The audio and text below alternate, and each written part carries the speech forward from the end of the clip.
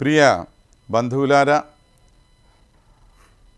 మహాలక్ష్మీదేవి కటాక్షం ఉన్నంత మాత్రం చేత మనలో ఎన్ని అద్భుతమైన మార్పులు జరగటానికి అవకాశం ఉన్నదో వాటన్నింటి గురించి కూడా మహానుభావులు ఎన్నెన్నో విషయాలు తెలియజేస్తూ ఉన్నారు.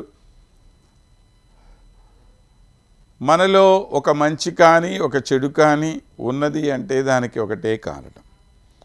మంచి ఉందంటే తల్లి యొక్క దృష్టి మన మీద ఉన్నట్లు, చెడు ఉన్నది అంటే ఆ దృష్టి మన నుంచి దూరం అయిపోయినట్లు. ఇవి రెండు సమృద్ధిగా ఉన్నప్పుడు మాత్రమే, సమృద్ధిగా అంటే అర్థము ఒకటి పూర్తిగా మన మీద ఉండాలి, ఒకటి పూర్తిగా మన నుంచి దూరం అవ్వాలి. అలా అయినప్పుడు మాత్రమే మంచి గుణాలు మన దగ్గరికి వస్తాయి, చెడు గుణాలు మన నుంచి దూరం అయిపోతాయి. లేదా తల్లి యొక్క కంటి చూపు సంపూర్ణంగా మన మీద ఉంటే మంచి సంపూర్ణంగా జరుగుతుంది. ఆ కంటి చూపు మన మీద పడకుండా ఉంటే చెడు కూడా అంతే సంపూర్ణంగా జరుగుతుంది. కనుక మంచి చెడులు అనేటువంటివి ఏవైతే ఉన్నాయో, ఏ ద్వంద్వభావం అయితే ఉందో, ఏ వ్యతిరేక భావం అయితే ఉందో, ఈ వ్యతిరేక భావానికి మూల కారణం ఏమిటి అంటే ఆ అమ్మ యొక్క దయే. కనుక అటువంటి దయాస్వరూపిణి అయిన తల్లి మనకు నిరంతరము తన కృపచేత, తన కటాక్షాన్ని మన మీద ప్రసరింపచేయటం చేత మనకు సద్గతులను కలుగచేయాలి అని చెప్పి ఆమెను ప్రార్థించాలి. అటువంటి ప్రార్థనే మనందరి తరఫున పరాశర భట్టర్ స్వామి వారు అమ్మవారిని శ్రీగుణరత్న కోశం అనే ఒక అద్భుతమైన పవిత్ర కోశం ద్వారా మనకు తెలియచేశారు. ఇది ఒక చక్కని శ్రీకోశం. ఇటువంటి శ్రీకోశం ద్వారా అమ్మ యొక్క వైభవాన్ని మనకు తెలియచేస్తున్నారు. లక్ష్మీ మా లక్ష్మీదేవి స్థిర పరిత్ర సంవ్రజ. ఈ ప్రపంచమంతా ఎటువంటిది? స్థావర జంగమములైన ప్రాణులన్నింటి చేత కప్పబడి ఉన్నటువంటివి. అంటే కొన్ని కదిలేవి, కొన్ని కదలనివి.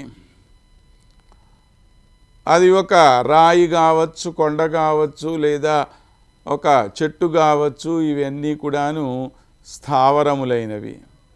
ఇక జంగమములంటే ప్రాణులు, తిరుగుతూ ఉండే ప్రాణులు.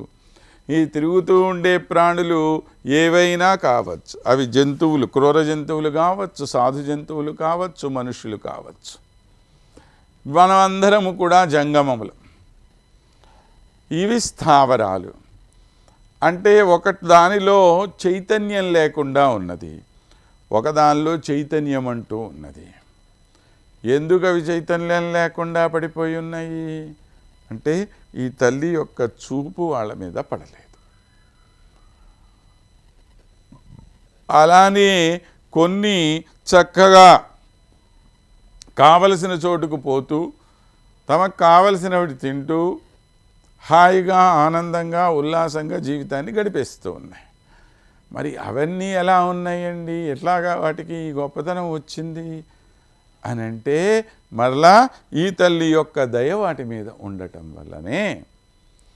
అంటే రెండు పరస్పరమైన విషయాలు జరుగుతున్నాయి. కొన్ని కదలలేనివి, కొన్ని కదులుతున్నవి. కొన్ని ప్రాణం లేనివి, కొన్ని ప్రాణం ఉన్నవి. కొన్ని గొప్ప వైభవం లేనివి, కొన్ని మహద్వైభవం కలిగినటువంటివి. ఇలాగా మాట్లాడుకోవటానికి ఈ విధమైనటువంటి భావన మన మనసులో కలగటానికి కారణం ఏమిటి అనంటే ఆ తల్లి యొక్క కంటి చూపు పడటం, పడకపోవటం. రెండూ కూడా. పడితే మంచి, పడకపోతే చెడు. ఇది విరించిన కించనైహి. ఒకడేమో బ్రహ్మదేవుడు అవుతున్నాడు, ఇంకోడు దరిద్రుడు అవుతున్నాడు. ఆ బ్రహ్మదేవుడు అంత గొప్పవాడు ఎలా అయ్యాడయ్యా? ఈ తల్లి యొక్క కటాక్షం వల్ల నిరంతరం వక్షస్థలం మీద ఉండేటువంటి ఈ తల్లి ఎప్పుడూ ఇక్కడే ఉండేటువంటి వాడు కదా ఈ బ్రహ్మదేవుడు. ఆ బ్రహ్మదేవుడి మీద అలాగ కంటి చూపు పడవేయటం చేత ఆయనకు బ్రహ్మదేవుడు అనే పదవి వచ్చింది.